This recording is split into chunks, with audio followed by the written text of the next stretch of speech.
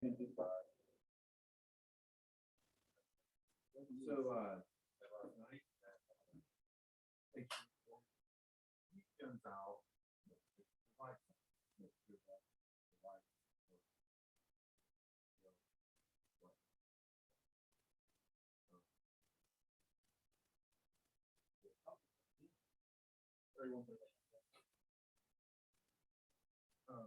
Make sure that your lights on your rifles are working. Make sure that good. Work on that. Anything that's got a flashlight or it's got a light or a dot or anything that requires battery, make sure it's working tonight. If it's not working tonight, we need to know so we can either turn the batteries up or fill up. Yeah. Make sure that the flashlight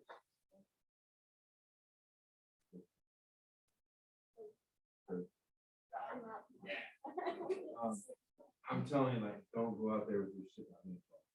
Don't be that guy. You go out there with your, you go out there with your shit on hard. Thank you. I heard.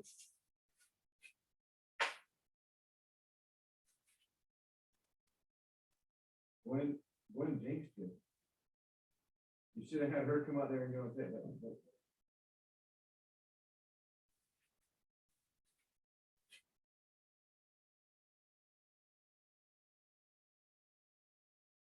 I'll be like, I need you to be the PTO. Where's she at?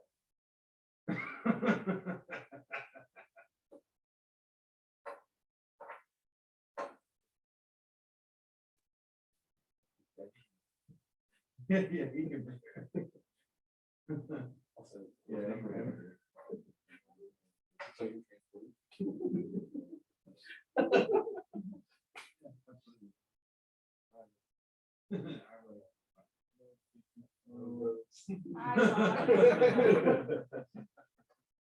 So yeah, make sure your stuff's charged up. Don't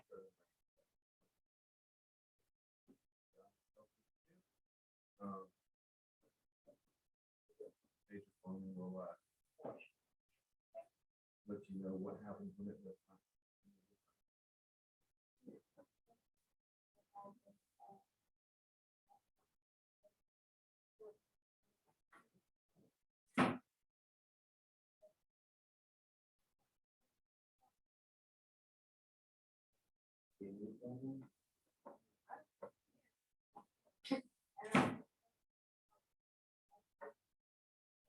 I mean, if not, then don't use one. Need it reminded so you get one. You got it done.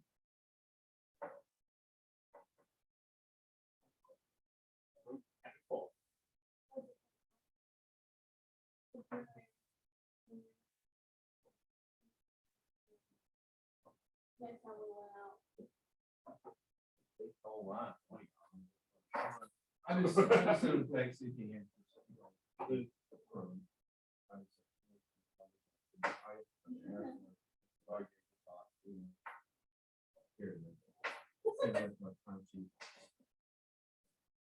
Yeah, I thought it's Thursday overtime. Regular time. So, however long we're out there, add an hour. We're out there for 8 hours. 2 hours. Oh shit, yeah, I forgot about you. It's your call. I mean, if you want to put 2 hours down.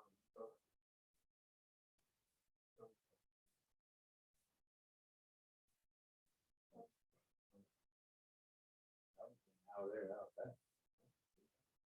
Oh, it is. How long ago did you think this? 2 hours. Hour up here from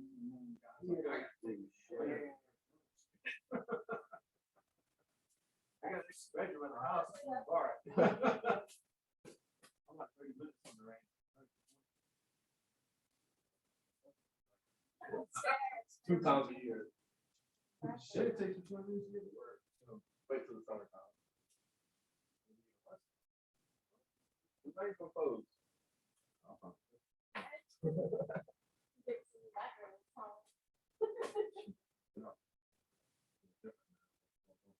People want. No, simple.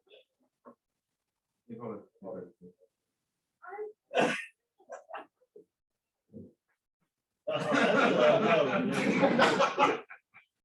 want to go to the jail? Huh?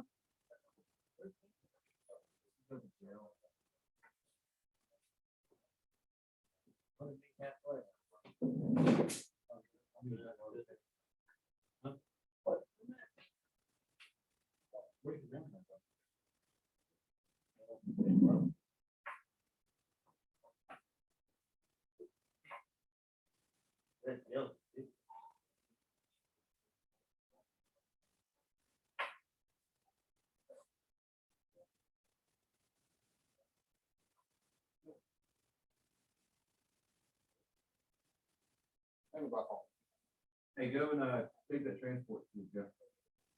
That'd be Dunwoody. Hey, they only ever she can get. Okay.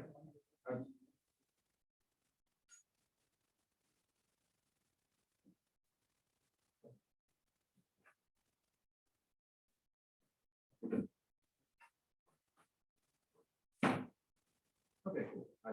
She was like, hey, I've never got one and I wasn't sure. So, okay, I'll find out. Is everybody ready?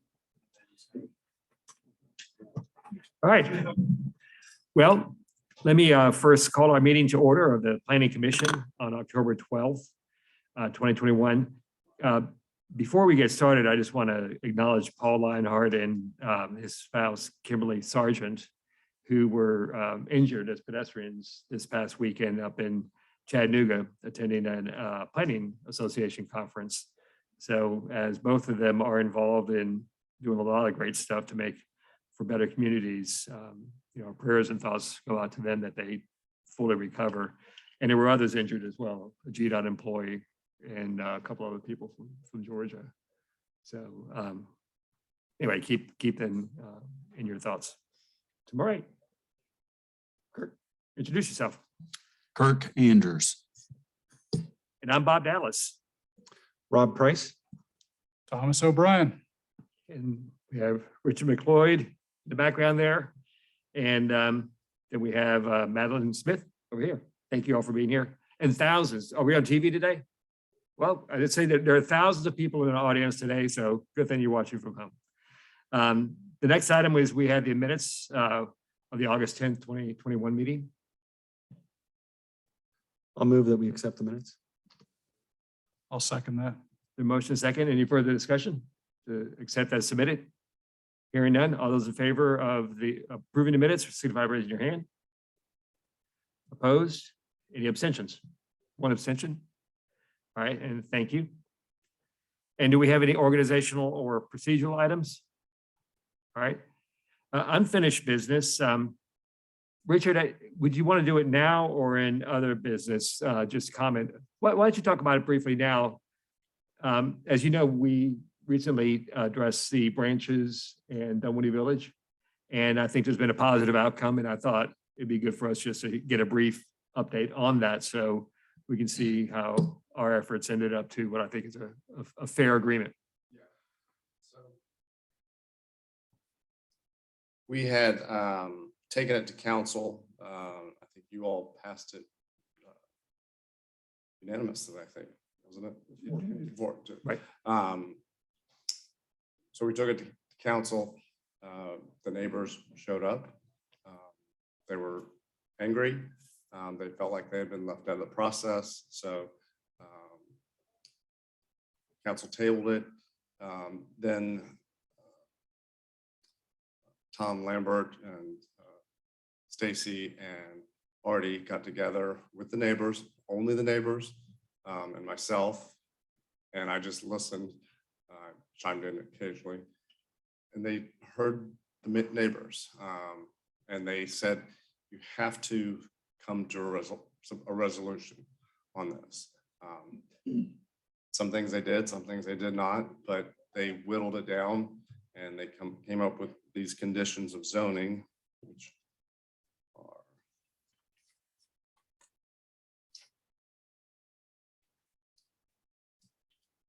an area reflected on the regulating map as a required undisturbed buffer or required open space is considered part of the development area for a master plan development that includes the subject parcels. As such, it may be used to satisfy impervious coverage, developed density, and similar requirements related to the site area. The following uses shall require a special land use permit. The animal care or boarding within the easternmost 100 feet of the 150 feet open space. They could remove only the specimen, they can't remove specimen trees. A minimum of 5 specimen trees shall be preserved in the area, subject to city administrative approval for any specimen trees in excess of meeting this threshold. The regulations of the tree ordinance will apply. So essentially the first 50 feet of that 150 feet is undisturbed buffer. The next 100 feet, they can disturb it. They can't, they have to save a minimum of 5 specimen trees. And they could put a bathroom in there, and that was the only thing they could do, or a gazebo like thing. So, and that was it. So, and we got them to drop the lawsuit, and we amended it and passed it on. Thank you for that update. I appreciate that. Yep. Any questions? I think it's commendable that all the parties got together Yep. and were able to find a solution, because I think everybody agrees that we want a new and improved Dunwoody Village, and this is kind of like the last linchpin to now And hopefully. we'll add that we didn't amend the document of the guiding principles of that. It was only specifically on those parcels as a condition of zoning. So that's how we able to get the whole thing passed. Right. So, Well, thank you. Yep. Thank you for that update. All right, we have our new business, I believe, and Ms. Smith, will you be presenting on the first and second item? Okay, great. So the first item we have is a review and consideration of a text amendment to create regulations for party houses that we've read about elsewhere, and I guess this is a hopefully preemptive measure in Dunwoody.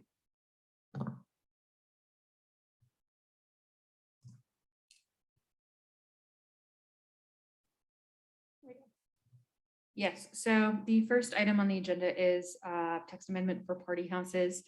Essentially, party houses, as we've defined them, are residential property that are used for commercial events. People are essentially paying to party. These events have caused nuisances, pretty significant nuisances in Atlanta and Sandy Springs. Recently, they've developed ordinances that outlaw them. And so, this is a preemptive measure to make sure that they don't get pushed further outwards into Dunwoody. We've modeled our ordinance after Atlanta and Sandy Springs ordinances. And so, again, we're proposing this text amendment to prevent that activity here.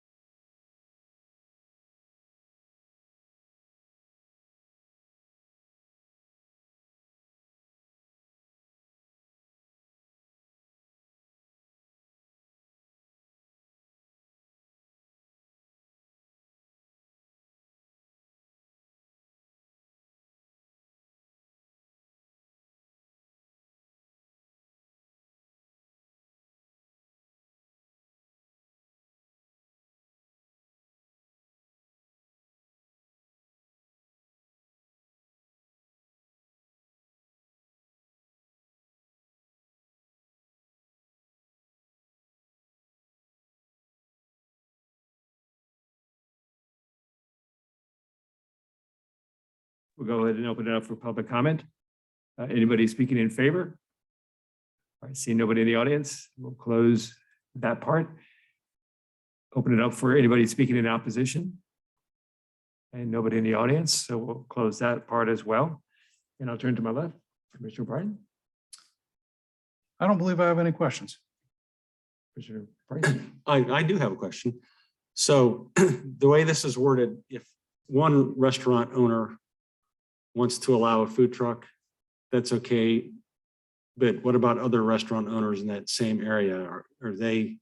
You would have to get permission from all eating and drinking establishments within 100 Within feet. 100 feet, okay. So they would all have to be on board. That was, I wanted to make sure that was my only concern, is that you crowd a space that somebody was had a concern with. So that's the only question I had. Commissioner Andrews. I have several questions and comments. Where it says owner or operator, that doesn't include the property owner. It just includes the owner or operator of the restaurant or bar. So we said owner or operator to give flexibility because sometimes, you know, a lot of restaurants are leasing space from like a very large property management company. And that property management company doesn't necessarily have anything to do with the operations of that restaurant establishment. You know, their only concern is our tenant paying rent? So we said owner or operator, because sometimes it's both, but just to give flexibility in those types of situations. So the definition of owner as written in the code here is the owner of the restaurant? The owner of the property or the operator of the restaurant. And sometimes they're the same and sometimes they're not. Right. What if they're in conflict? What if the property owner says one thing and the operator of the restaurant says something different? If that's a significant concern that you have, we can toy around with the language of the code and amend it to better address that. One of them agrees and the other does not, the person does not get the food truck. So they would have to both agree. Yeah, I'm just thinking of scenarios where the landlord-tenant relationship is such that they might disagree just to disagree for other reasons. And I don't know how we decide who breaks the tie. And you're saying if either one says no, it's a no. But either one has the authority to say no. Okay.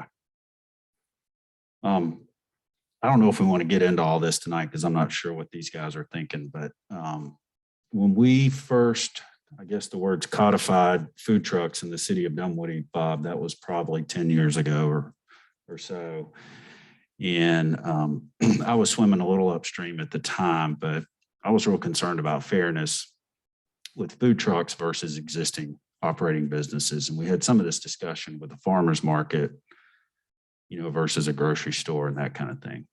So I have not had time to revisit all of our food truck related code, but at the time I know I felt like, while I love the concept of a food truck and I like to eat at food trucks and all, it's gone well beyond the festival in the park or the suburban office building that doesn't have access to restaurants. And, you know, in some ways, maybe the other restaurants would like to have the food trucks there to generate activity because any activity helps everybody. But I just was more concerned about us being fair from the standpoint of, you know, an existing restaurant is making a commitment for 3 to 10 years.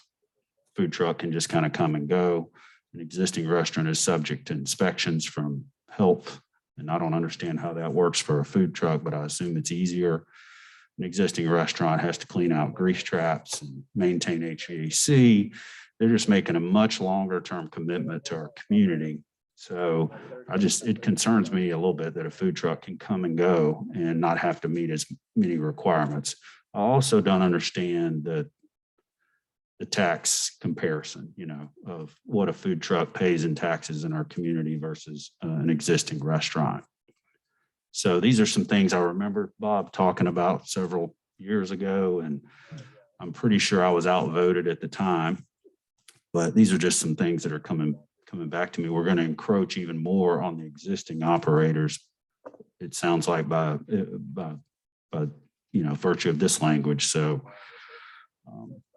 I don't know. It gives me pause, not being familiar, not going back and revisiting the existing food truck code.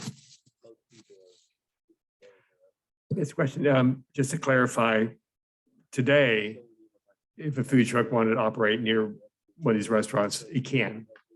Assuming that it has permission, it cannot at all. No, there's no flexibility. No flexibility at all. All right. And what this allows is flexibility if approved by the operator or owner. Okay. So I guess in the sense that these brick and mortar operators and their owners would be able to check whether or not a food truck would come there. Having said that, I would suggest that the definition of operator and the definition of owner and who has the right and responsibility should probably be better clarified. Because if I read this red line, it says by the owner or operator of an eating or drinking establishment is the one that has to authorize it.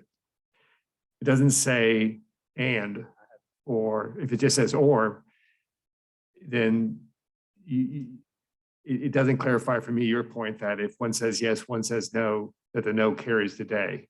That probably should be incorporated language-wise so that there's no gray area in that. And similarly, if you have festivals going on, let's say like 4th of July, and the DHA in conjunction with the city, puts on the 4th of July, and you have all kinds of things going on where the streets are closed down and whatnot. And then it's decided that what we want to have as part of that food trucks. But then if the idea is one operator could say, you know what, I'm going to be a Grinch this 4th of July and say no, does that affect anything or not? And I don't know the answer to that question, but I, just point out that is something to consider in terms of having an entity say no when there's something bigger than just, an average day going on, such as a festival, 4th of July, the one after Thanksgiving, things like that. So anyway, I just, perhaps you guys want to revisit that between now and the council in terms of concepts. So all those special events require a special event permit, and there's food trucks that are associated with some of them. Well, would the permit override what this says? Okay, well, in that case, then nobody has to give permission at that point, I guess. As long as that's clarified in that section of the code that this doesn't apply when that applies. Well, I mean, the difference between operator or and whatnot, you might want to make sure that that says in words what you're thinking in terms of how this is applied. I just say that just from a lawyerly perspective, but not playing a lawyer here. Just looking at it from, so the bigger question for me in terms of having food trucks, I mean, it's something the market tends to like. And if as part of what we're trying to evolve Dunwoody Village into is something that's more market driven as opposed to, 30 or 40-year-old development. And it's being given with the permission of the property owner or operators, then it seems to me that they have in mind that this is something good for them. Well, in this case, we're based on what we know, what's in the package, one property owner or one tenant has asked for this language. Is that correct? It was prompted by a specific instance. Yeah. Yeah. So, and I think that's probably something that feels good and that we all kind of hope happens. But in spirit of fairness, is that fair to all the other competing restaurants that have to operate under different conditions as a brick and mortar location versus a food truck? I don't have all that information. I don't know it. I'm just suspicious that it's not anywhere close to an even playing field is my suspicion. And I don't know what the current code says about time either. Can a food truck be in the courtyard of, for what, I mean, there's some limitations on how long they can be there. Okay. Commissioner My Brooks? my follow-up question, I guess, for you was, it sounds like maybe 100 feet isn't far enough because you could have a strip mall and down at one end could be a couple of restaurants that are upset because the guy at the other end has this food truck and something going on and it's maybe drawn. So, I guess the question would be, if we like this, what's a reasonable distance so that you're not infringing on a guy that's 120 feet away and feels like he's losing his business, or maybe he isn't in support. And so that, I don't know what that distance is either, but I hear what you're saying with that. Yeah, and that same guy, restaurant operator, could have signed a 7-year lease a year ago. Now they've got 6 more years with this new rule that they weren't aware of. So again, in some ways, I think rising tide lifts all boats, but I'm not sure that's our responsibility to think that way. I mean, the way this is written is they have to be within 100 feet of an establishment, not further, right? So our current code states that a food truck cannot be placed within 100 feet of a brick and mortar eating or drinking establishment. What this code does is it doesn't change the 100-foot distance. It just says if you are going to be within 100 feet of an existing restaurant, then you would need permission from them in order to establish your food truck there. Okay. So it's not changing the distance, but it's saying you are going to be closer than 100 feet. You need everybody on board. So that person that's 120 feet away, their permission isn't needed because they're already 100 feet away. I mean, let me just, what this says though is food trucks must be located at least 100 feet from the main entrance of any eating establishment.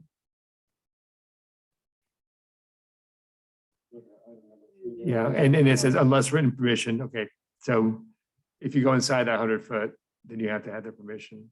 So the current code allows it. Is that correct? The current code doesn't allow you within 100 feet of any. No, I'm talking about restaurant. outside of 100 feet.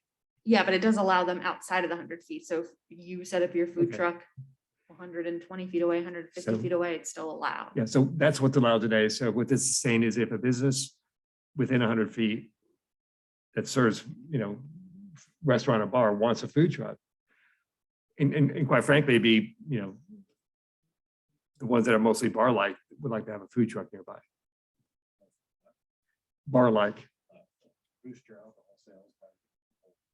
Well, it does. I mean, you see that all throughout Metro Atlanta and different places where you have restaurants, bars that have food trucks around there because, and you see that with the breweries a lot too.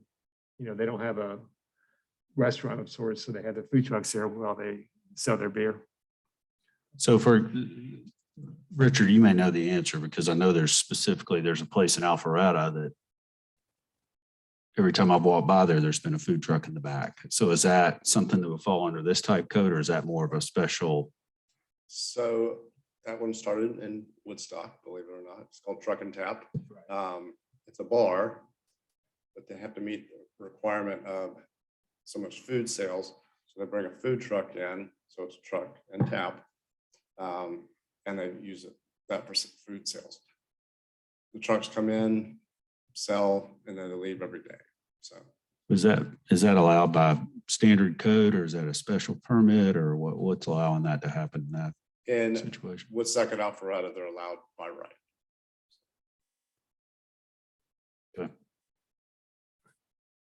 It's kind of interesting to think about because I guess we're all thinking about the village and it could apply anywhere. But in the village, you've got one property owner that controls 40+%.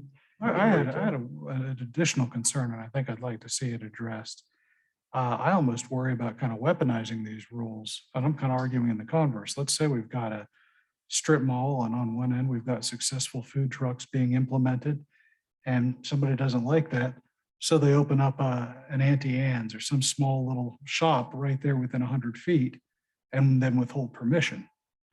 I don't see here in the text that would accommodate that. And that by withholding permission, it would seem to obviate their ability to conduct food truck business thereafter. I'd like to see that addressed, I think.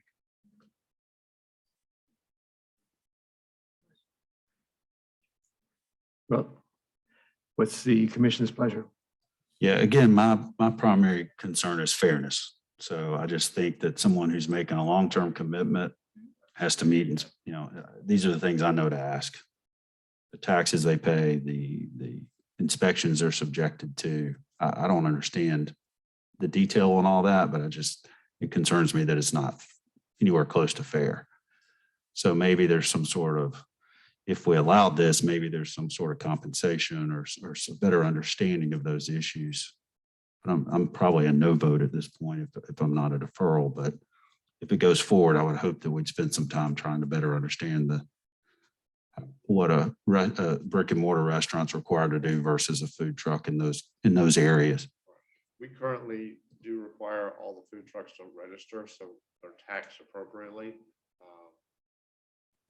Whether it's equal to mortar restaurant, it's probably less, but they're also selling less. So, and they do get inspections by the fire department and health department, I think.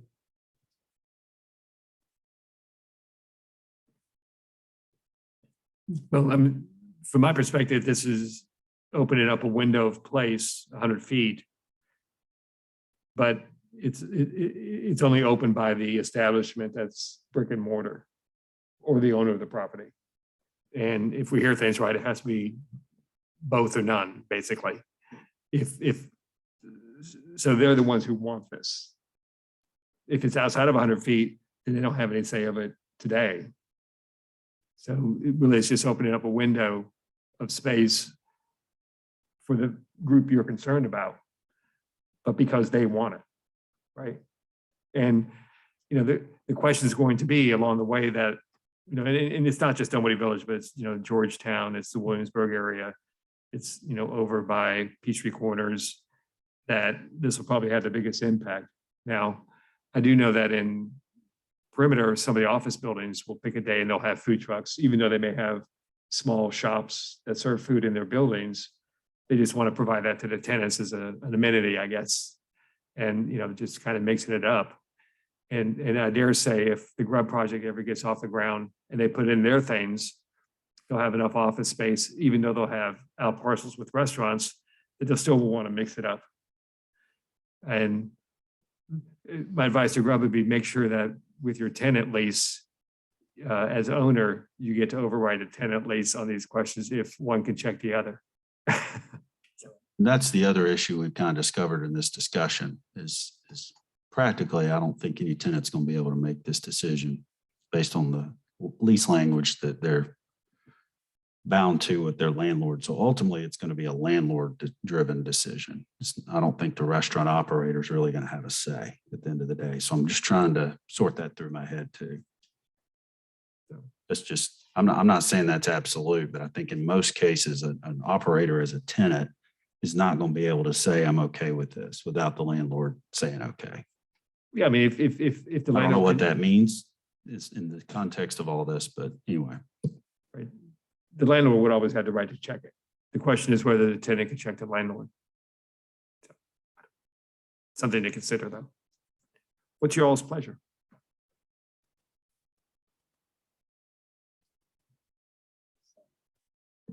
I guess the question is, do we want to make a suggestion to council and push this ahead? I'm inclined to think maybe we Well, can, or We get two options, three really, four. We can move to deny, explaining why, move to approve with changes and explaining why, do nothing and it moves forward, or defer it for one cycle.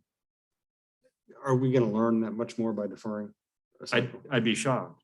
My suggestion would be, let's put a couple of questions and comments and maybe adjust language so it says it requires owner and operator, and kind of raise our concerns with the council and let them. Yeah, I think that's a fair point. And, in terms of not creating conflict for the future, that it's clarified in the code how that works. I think that's a very good point. And I could be wrong. I'm just kind of hearing that we all kind of like this. It's not quite right. and it needs a little bit of adjustment. I just don't know that that can't be figured out between now and next month's council meeting. I don't know. That doesn't really Well, make a suggestion. That's just. Well, if we do more nothing, it comments. goes, if we do nothing, it moves forward anyway, right?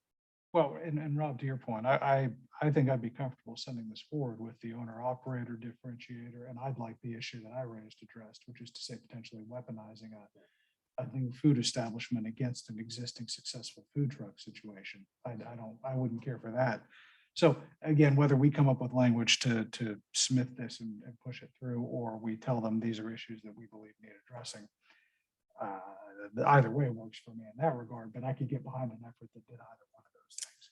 All right, well, I'm happy to make a motion, but I want to make sure that I understand. So let's have some more discussion here. About the owner and operator is an easy fix for number 3. That's an easy one to suggest. In terms of weaponizing, how, I don't even know. I'm using that word probably improperly, but But what blocking, what I'm suggesting is opening, my concern specifically as I was describing it was taking an existing food truck operation and intentionally interfering with its ability to continue by opening a restaurant within 100 feet of the food trucks and then withholding permission to continue operation. so would that be fixed by if someone has permission to operate a food truck and someone moves in newly to that area? Well, that- truthfully, I that think it's permission is probably received. something that should be handled in the lease. And I mean, you could argue that it's coming to the nuisance and it was there and you have to deal with it if we're going to common law. However, what I think here is we've got some blurry area that I think would make sense to hit head on. I just don't know how to suggest Well, an ordinance and you change know that. what? And I don't know how to suggest one the other way to make sure that the existing tenants are protected. Well, Do you have any ideas? So Rich and I were just discussing. so one thought might be to identify the issues that we're raising here as issue 1, issue 2, and saying that between now and the city council meeting on this, that the staff work with the attorneys to figure out what the right language is to address these issues if they think it's warranted. I will also just now thinking about another issue. What is the permit duration? Is it per day or, because it says here you get a permit, but my question is how long is that permit for? We issue a business license, and during the business license review process, we ensure that the location is appropriate. And then there's limits on their hours of operation, limits on the location. But we don't set a specific duration on a permit or a business license. They just have to renew Right. their business license every year. So, and then another crazy scenario that could occur, a food truck gets a permit at a location. And then it's within 100 feet, right? It's got its permit, the restaurant there, likes it, that's part of their marketing, right? Let's say it's primarily alcohol establishment, and they need the food to make things work right. But something's being built within 100 feet of that also is a restaurant. And that operator or owner says, you know what, I don't like that food truck because it competes with the style of food I'm serving. Therefore, the question is, now that that permit has been supplied, is it a permit in perpetuity? Or is it a permanent permit that expires at any given time and has to be renewed? So the food truck regulations are in our use section. It's defined as a specific use. And so we have specific regulations for, if a use suddenly becomes non-conforming. So example that Richard brought up, it's like if you have a liquor store and then a daycare decides to open up, within say 50 to 100 feet, Right. That doesn't mean that they kick out the liquor store. So Liquor it is will store is continue non-conforming. retaining the permit is what you're saying. Right, as long as they keep their business license up to date and they don't abandon that Correct. food truck use, it can continue. Well, I mean, if that's the conclusion there. I find it kind of interesting. We're talking a lot about new businesses being impacted. What about the existing businesses that will be impacted by the food truck? You know, it's kind of the same argument, just in the other direction. So again, I think the property owner, there's one property owner that has the space to do this, probably more so than others in the village, but I haven't really been able to sort through all the other scenarios in the other retail parts of the city. So I think I'm leaning towards a deferral, but I'm not sure I have support for that.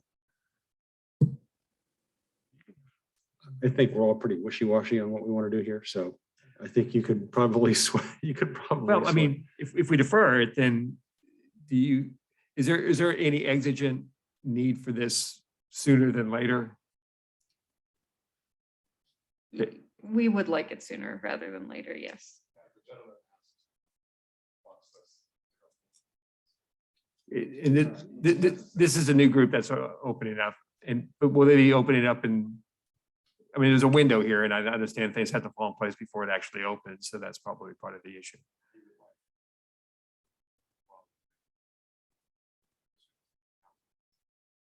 Right. Well, I mean, And practically, I think all the restaurants within 100 feet aren't going to have a say because their lease won't allow them to have a say. Existing. And there are no restaurants. Okay. It's that side of the village. The only place I can think of on that side of the village is Brewster's, right? Yeah. Correct, and they are farther than 100 feet from the Brewster, so it doesn't. Jimmy John's, is that what's over there? As long as it's not an ice cream food truck. Yeah. And that's not going to be the same crowd.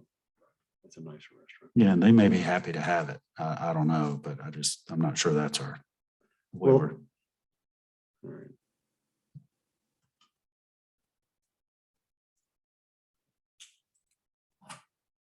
So our issues. I'm going to try to craft something.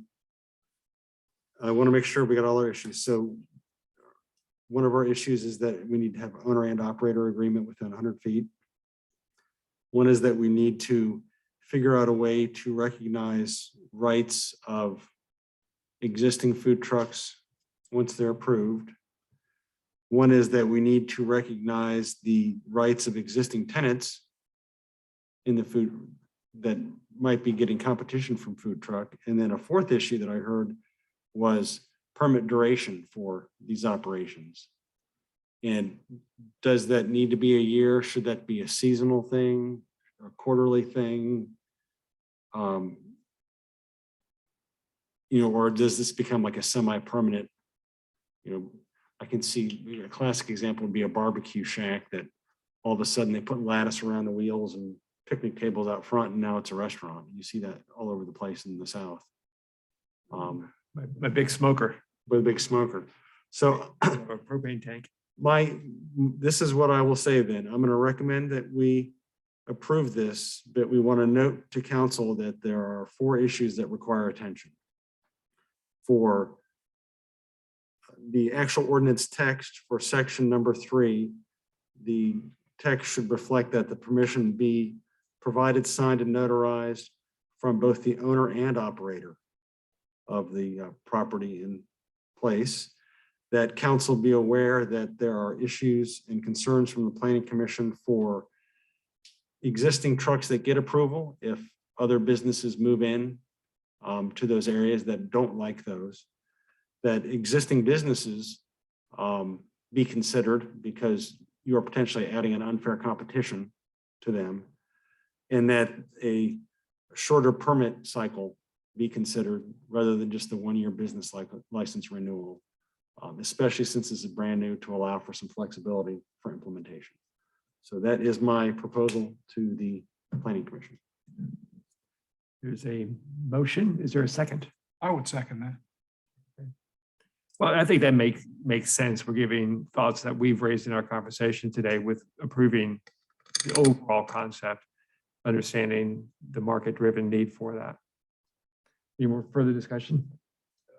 Question, when you said businesses, Do you mean this eating? and drinking? Yes, eating and drinking establishments, correct.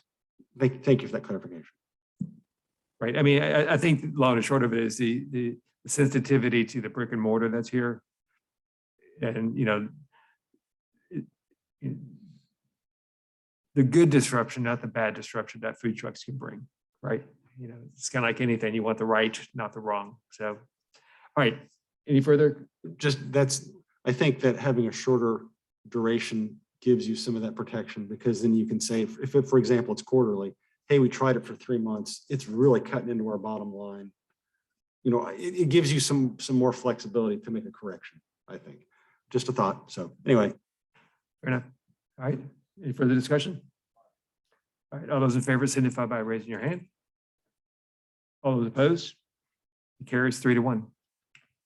All right, thank you, gentlemen. Do we have any other business? No. Oh, I don't have any business, but I just want to clarify the motion for the minutes. Who made the original motion? Okay, Price, and You it was made the seconded by Mr. O'Brien. Okay, perfect. Yeah. And then this motion on this one, it was motioned by Price, seconded by O'Brien.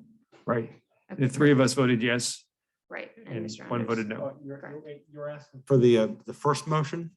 The No, I first, don't think the- I did I second the first motion I seconded and someone else. A motion to approve the Yes. first item. Mhm. Kirk and Rob. Yeah, I Yeah. had that one. I meant the, And then the last one, I Food truck. made the motion and then And I Thomas seconded. okay, perfect. Thanks, guys. Sometimes it's hard with the math. okay. Yeah, you're playing multiple roles. We understand. All right, is there any other business? All right, is there any public comment? See no public, there's no public comment. Commission comment. Do you know who's going in the old Rite Aid? The On old Shallowford? CVS, it's a liquor store called Strong Water, Liquor only? correct? Thomas, am I right? Robert? I have nothing to add. I'm going to make just a couple comments. I appeared before the DHA several weeks ago, just to bring it up to date on some things that I thought were important. And I'm going to share that with all of you and those who are watching. First, I gave my perspective on the branches in Dunwoody Village, and the deal had not come together then. And I'm just, like we heard tonight, very glad to see that it did.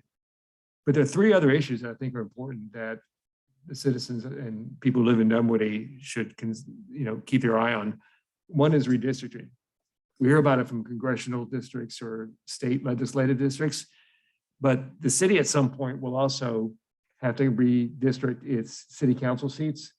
And I just think it's important, based on my observation last time, was somewhat opaque, that we have a transparent system that the people who live here can be aware of and be involved with, ensuring that the council districts correctly reflect the communities of interest and other things that come into play to balance them out. The second thing was the perimeter, and I've mentioned this here before, as projects get built out that have already been approved that include apartments, I think that it's important to ask ourselves, should we have impact fees? So in the perimeter, if the impact fees were used for improvements in the impact fees, I think improvements to the perimeter, it would improve, the amenities that the people that live there need to live in the perimeter.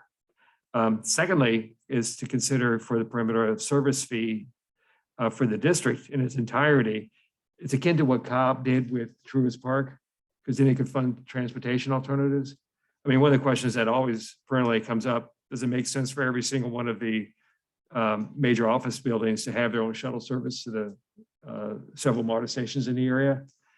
And if you have these kinds of service fees, it might help support a consolidated, more effective congestion reducing system, especially after 285 and 400 get done.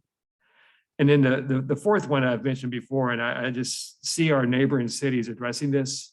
And I think we'd be remiss as a city if we don't address it. And that's inclusionary zoning. You may call it workforce housing, but letting our code reflect what our values are as a city as it relates to inclusionary zoning questions. Because I dare say down the road, if we do, as a city do not, and our neighbors do, that the light will be shining on the city of Dunwoody, asking why is this city not looking at it?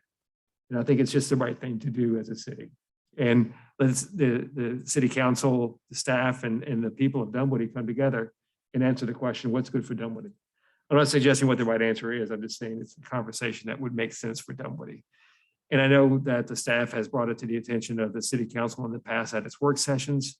And I just hope that it continues to be brought up and perhaps acted upon in the future. So those are the things I brought to the DHA. Just, you know, as obviously as a homeowners group, they should have an interest in that too. So anyway, anything more for the good of the order? Well, I want to say thank you all, and thoughts and prayers going to Paul and Kimberly and the rest of the folks that were injured up in Chattanooga. All right, meeting's adjourned.